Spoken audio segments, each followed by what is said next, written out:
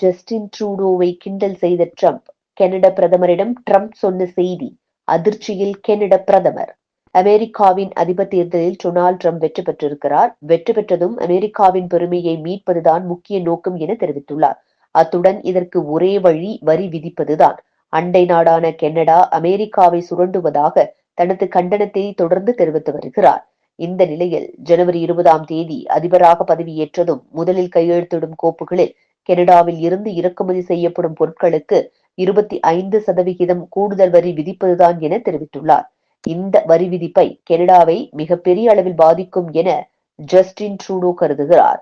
கடந்த மாதம் Justin Trudeau Donald ட்ரம்பை சந்தித்து பேசினார். அப்போது டொனால்ட் ட்ரம்ப் பரிந்துரைத்துள்ள 25% கூடுதல் வரி விதிப்பு குறித்து ஆலோசனை நடத்தியதாக தெரிகிறது. இது கனடாவின் பொருளாதாரத்தை சீர்குலைக்கும் எனவும் கூறப்படுகிறது. அப்போது டொனால்ட் ட்ரம்ப் அமெரிக்காவிடமிருந்து $100 பில்லியன் அளவில் கொள்ளை அடிக்காவிடில் உலக நாடு உயிர் வாழ முடியாது, அப்படித்தானே என கேள்வி எழுப்பினார்.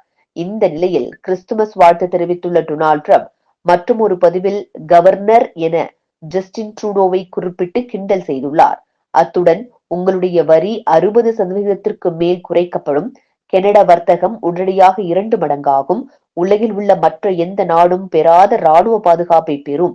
அமெரிக்காவின் 51வது மாகாணமாக கனடாவை முன்மொழிகிறேன். இதனால் வரி குறையும்.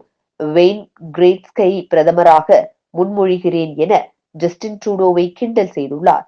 ஜஸ்டின் ட்ரூடோ கடந்த 2015ஆம் ஆண்டில் இருந்து கனடா நாட்டின் பிரதமராக இருந்து வருகிறார். மக்கள் மற்றும் செலவு அதிகரிப்பு உள்ளிட்ட பல்வேறு விஷயங்கள் தொடர்பாக ஜஸ்டின் ட்ரூடோ மீது மக்கள் அதிருப்தி அடைந்துள்ளனர். அடுத்த வருடம் அக்டோபர் மாதம் கனடாவில் பொது தேர்தல் நடைபெற இருக்கிறது. டொனால்ட் ட்ரம்ப் தனது ட்ரூத் சமூக வலைதளத்தில் நான் வெய்னிடம் கனடாவின் பிரதமர் பதவிக்கு நீங்கள் ஏன் போட்டியிடக்கூடாது?